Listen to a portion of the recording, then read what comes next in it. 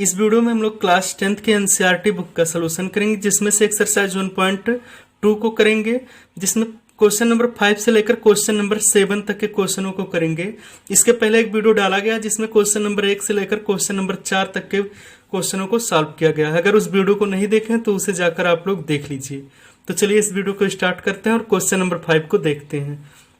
दिया गया है, चेक वेदर 6 के power n can end with digit 0 for any natural number n। मतलब इसके कहने का है कि जो 6 के पावर n है, क्या इसका इंड डिजिट मतलब लास्ट डिजिट क्या होगा, 0 होगा।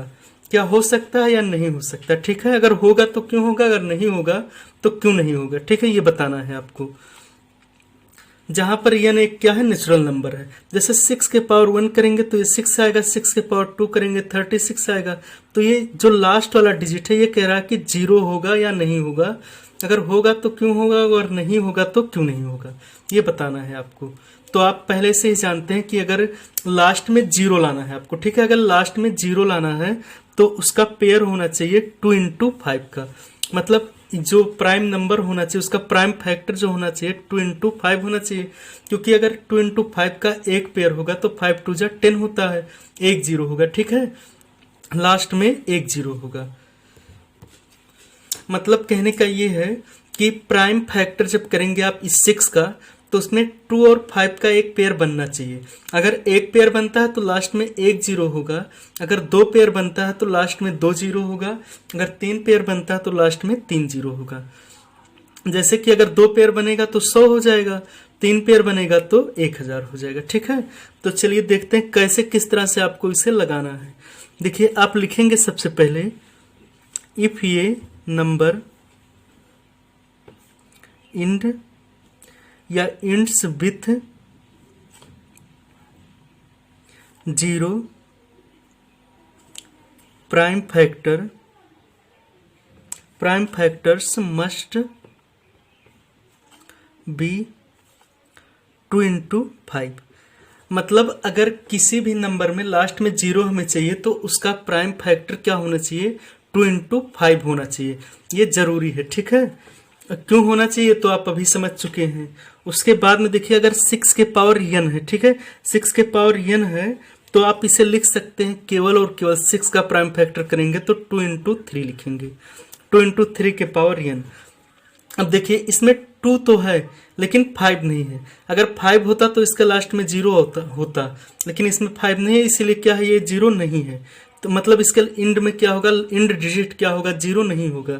तो आप लिखेंगे 6 के power n can not be end with digit 0।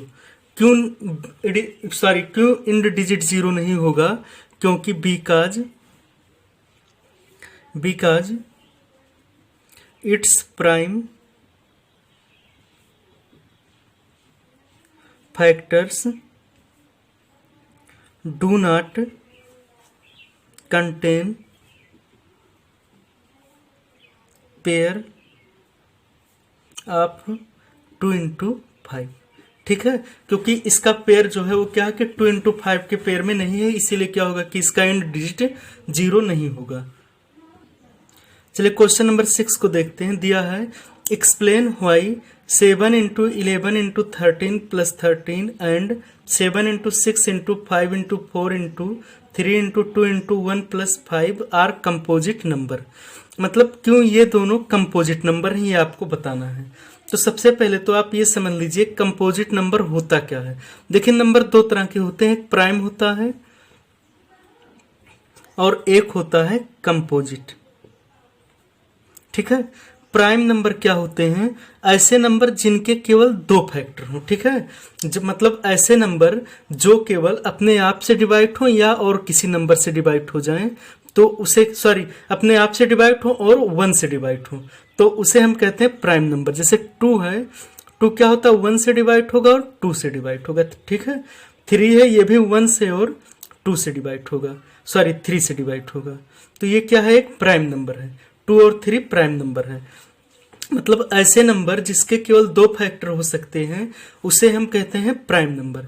और कंपोजिट नंबर होता है ऐसे नंबर जिसके दो से अधिक फैक्टर हों, उसे कंपोजिट नंबर कहते हैं। जैसे 6 है तो 6 को 1 भी डिवाइड करेगा, 2 भी डिवाइड करेगा, 3 भी डिवाइड करेगा और 6 भी डिवाइड करेगा। तो ये एक क्या है, कंपोजिट नंबर। ठीक है, तो ऐसे नंबर जिसके फैक्टर दो से ज्यादा होंगे वो कंपोजिट नंबर होगा, और जिसके फैक्टर केवल दो होंगे वो कंपोजिट नंबर नहीं प्राइम नंबर होगा। ठीक है, तो क्वेश्चन को हम लोग देखते हैं। पहला दिया गया है, ये पहला नंबर जो हमारा दिया है 7 इंटू 11 इंटू 13 प्लस 13, ये दिया गया है।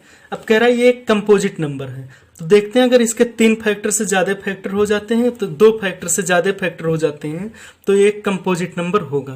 तो चलिए इसे सॉल्व करते हैं। देखिए दोनों में 13 कॉमन है, तो 13 कॉमन लेंगे अगर, तो ये बचेगा 7 इंटू 11 प्लस यहाँ पर 1 बचेगा।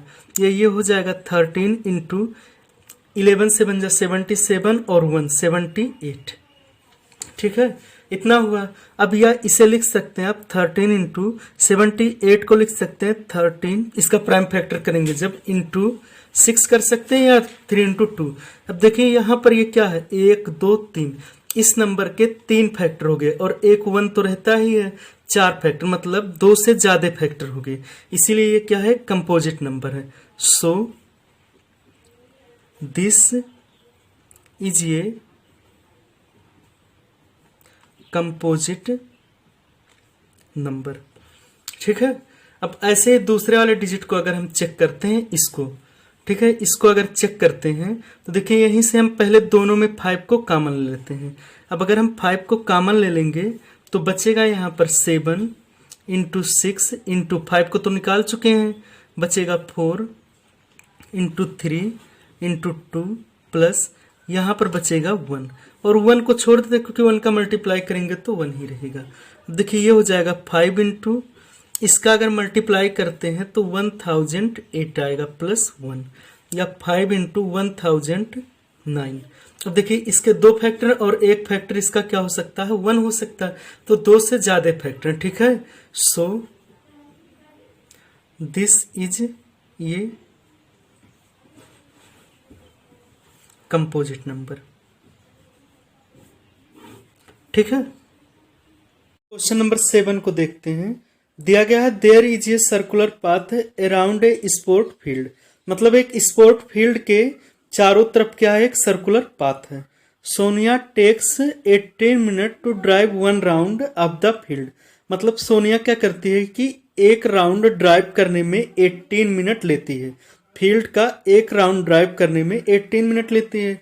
While Ravi takes 12 minute for the same, और रवि क्या करता है कि उसी रास्ते को ड्राइव करने के लिए 12 मिनट लेता है। Suppose they both start at the same point and the same time and go it is same direction, मतलब सपोज करो कि अगर दोनों सेम टाइम पे स्टार्ट करते हैं दौड़ना और एक ही जगह से और एक ही समय और एक ही दिशा में, after how much minute will be meet again at the starting point, मतलब कितने समय के बाद वो दोनों एक साथ आपस में मिलेंगे।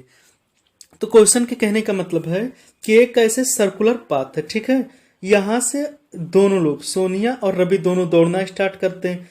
अगर सोनिया क्या करती है 18 मिनट में पहुंचती है और रवि क्या करता है कि 12 मिनट में एक चक्कर लगाता है। अब क्या करना है आपको, बताना यह है कि दोनों इस स्टार्टिंग पॉइंट पे एक साथ कब पहुंचेंगे। तो आपको इसके लिए क्या करना चाहिए कि एलसीएम निकाल लेना चाहिए। तो चलिए हम लोग इसका एलसीएम निकाल लेते हैं, और एलसीएम निकालेंगे हम लोग तो हमें 18 और 12 का क्या करना है, एलसीएम निकालना। तो चलिए एलसीएम निकाल लेते हैं 18 और 12 का। देखिए एलसीएम निकालने के कई तरीके होते हैं, ये तरीका आप लोग बचपन से जानते होंगे। तो ऐसे ही एलसीएम निकाल सकते हैं। देखिए पहले क्या करना है, आपको 2 से डिवाइड करना है, ये 9 होगा और ये 6 आएगा। अभी भी 2 से डिवाइड करेंगे तो ये होगा 9 और ये 3 हो जाएगा। अब इसे करते हैं हम लोग 3 से डिवाइड, तो ये 3 होगा और ये 1 हो जाएगा। फिर 3 से करेंगे तो ये 1 होगा, ये भी 1 हो जाएगा। तो एलसीएम जो है हो जाएगा 18 और 12 का LCM 2 into 2 into 3 into 3। Multiply अगर सबका करते हैं तो 3 3 जा 9, 9 2 जा 18, 18 2 जा 36। तो इसका एलसीएम कितना है 36, यानी कि 36 आएगा इसका आंसर।